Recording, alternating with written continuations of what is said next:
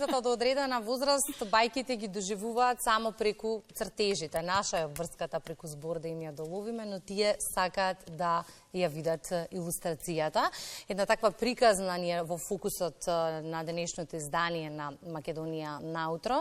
Зборуваме со ликовна уметница, која што меѓу другото е илустраторка на детски книги за целиот процес на изработка на илустрацијата. Од идеја до реализација, наредниве минути разговараме со Александра Хаџинаумова Атанасовска. Александра, добро утро и добре ни дојдовте. Добро утро, благодарам. А ние добре дојдовме во твојот свет на бајките. Да, добро дојдовте. Пред неколку дена одбележавме меѓународниот ден на читање бајки и некако убаво ја заокружуваме целата оваа приказна денеска. Она што прво ме интересира за да им доловиме на гледачите што работите, од каде ликовен уметник, од каде? Логично е да се занимава со тоа, нели? Но што ве наведе да влезете во целата оваа приказна со детските илустрации? Па некако многу природно се одвиваше тој процес. Мислам, кога јас завршив факултет, завршив сликарство, и ние бевме таа една генерација која излезе од факултет недоволно дигитално описмената и мораше да се донесе одлука со што ќе се занимавам понатаму, бидејќи ние кога излеговме од факултет беше сега нема никогаш да најдеме работа, од сликарство не се живее. И тогаш имав изложби, неколку, американската амбасада тогаш ми откупи 3 слики и тогаш ја направив да речам најдобрата инвестиција во животот, купив дигитална професионална табло за цртање, седнав, реков ќе ги научам дигиталните програми и седнав да цртам.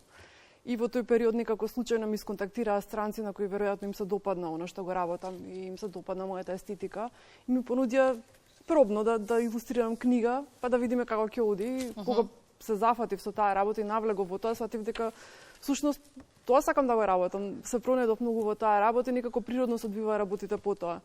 Следеше друга книга, нови контакти, почнав да илустрирам за нас, работам уште многу со странци, имам досега, пред некој ден го правев портфолиото, се пребројував, имам објавени 28 книги за странскиот пазар, 9 кај нас, 2 се во подготовка и уште неколку што не се издадени, така да многу работа тоа. А добро, како изгледа процесот на изработка од идеја до оваа илустрација која што ја гледаме и наистина многу автентично изгледа. Во моментов и преку видео нашите гледачи може да го доживеат процесот, односно тоа што вие ќе ни го одговорите. Да. Па прво пред се сакам да го запознам авторот и да ја прочитам приказната, значи да разговарам за неговата визија за ликовите, за неговата визија за приказната, за да можеме некако да се најдеме на средина, да дискутираме околу тоа, да надополниме, да давам мои идеи.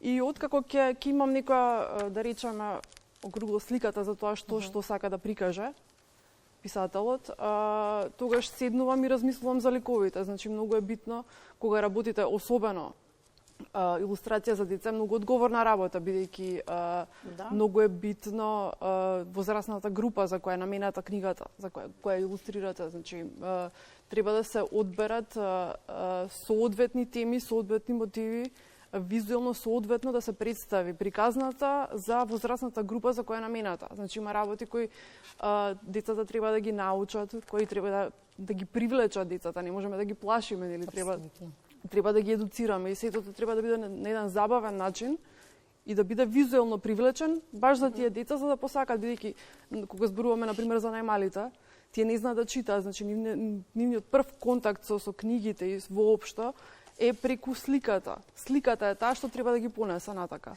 Пред да поставиш прашање, Ване, на што ве асоцира тројцата ова? Ќе им покажеме сега на гледачите. На нас? Леле, готово. Готово сакам да кажам кој повеќе личи. Еве сме во 2 слики. Секој утро. Само часовникот е неколку часа порано. Да, часовникот е 4:35. 4, не, почнува во 4, па правиш еднаш како го прекинуваш. Па за 10 минути, па за и во 4, повеќе. Тоа е тоа. Од секогаш ме интересирало прашањето околу имагинацијата, околу идејата. Како доаѓа до смислување на ликовите, боите, приказните, од каде ја влечеш имагинацијата, има нешто што можеби си го практикуваш некој дел од денот, од ноќта, нешто гледаш, истражуваш, Како доаѓа инспирација? Растена сум во уметничко семејство и некако природно ми е цело време, додека имам слободно време или додека разгледувам нешто, цело време гледам илустрации од други луѓе, гледам слики. Тоа ме интересира едноставно и кога ќе се случи, например, многу сакам исто така животни, сакам природа, сакам шетање. И тие работи сите ме интересираат и ме инспирираат.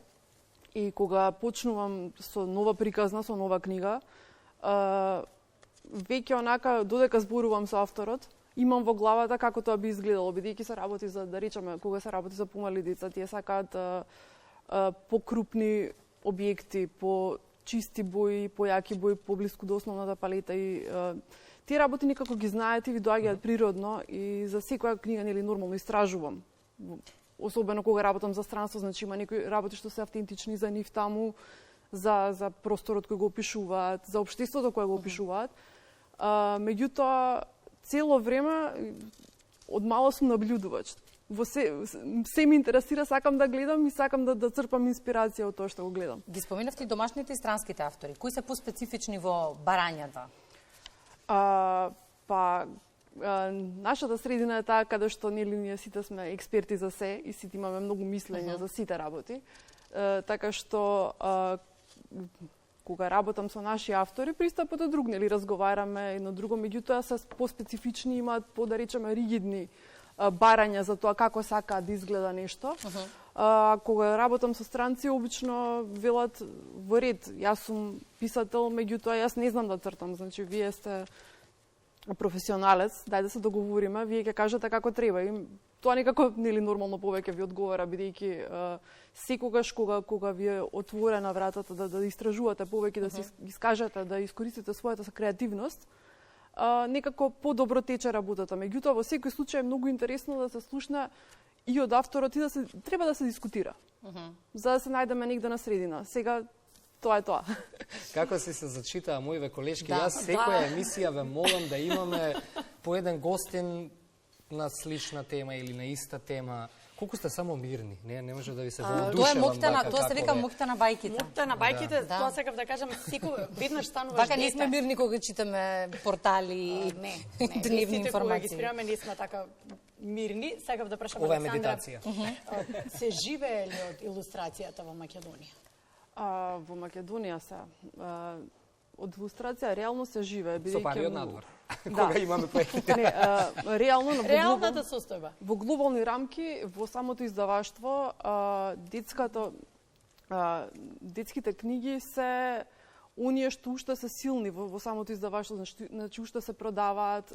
Возрастните помалку читаат, возрастните помалку купуваат книги, меѓутоа издаваштвото за деца се уште расте, бидејќи цело време има нова публика, цело време има нови трендови и децата едноставно сакаат да читаат, сакаат да фатат книгата, да разгледуваат, интересно има. Значи не е исто да гледате на таблет, нормално сега има и книги и разни такви работи, меѓутоа за децата е битно да имаат книгата, убаво има. Значи јас се сеќавам кога бев дете, имав еден куп книги дома и тоа си ги чував, си ги пазев, ги прецртував, ма не ги шкртав, онака многу си ги сакав. Така што децата се такви, сакаат книги. Ви има во голем број илустратори во Македонија? Во Македонија има илустратори доста, сум соработувала со многу млади илустратори, има многу талентирани, меѓутоа просторот за да се искажат креативно е многу мал. Реално илустрацијата во Македонија е слабо платена и некако е да речеме, луѓето се уште не разбираат дека во една книга за деца, колку и да е добар текстот, колку и да е правилно напишан, колку и да е тоа едукативно, не можете да го продадете на детето, доколку не го привлечете визуелно. Значи, детето реагира на визуелниот момент. За да може што прават децата кога ќе им дадеме книга? Прво ги гледаат сликите. Јас се забележувам дека прво тоа го правам камо деца. Да. За крај, имаме ли можеби некоја посебно драга илустрација, нешто што ти е тебе поврзано со некој драг вистински настан, вистинско случување? Многу долго, откако почнав да се занимавам со илустрација, имав некоја идеја дека еднаш во животот ќе си направам барем книга своја. Значи, ќе бидам комплетен автор на илустрациите и на текстот. И некако се поклопија коцките, подготвена ми е веќе книгата, готова е. Тоа е оваа книга, ја што ја држам во рацете. Таа е. Таа е. За сега само англиско издание, да, Кимо и македонско, така? Кимо и македонско, да, меѓутоа се сакам да направам една пауза, тоа малку да се смирам бидејќи беше многу напорен периодот, па да се погрижам за тие детали околу издавањето на книгата.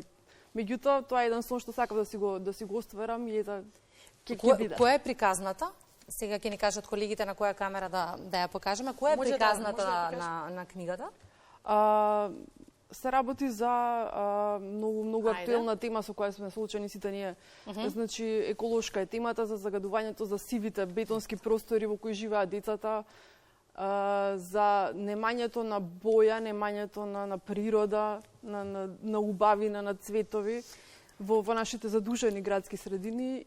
И Сани е таа која прави промени, така Сани се Тука вика има девојчето, така? Девојчето која прави промената во друштво со своите другарчиња и така со едно мало самоувилче.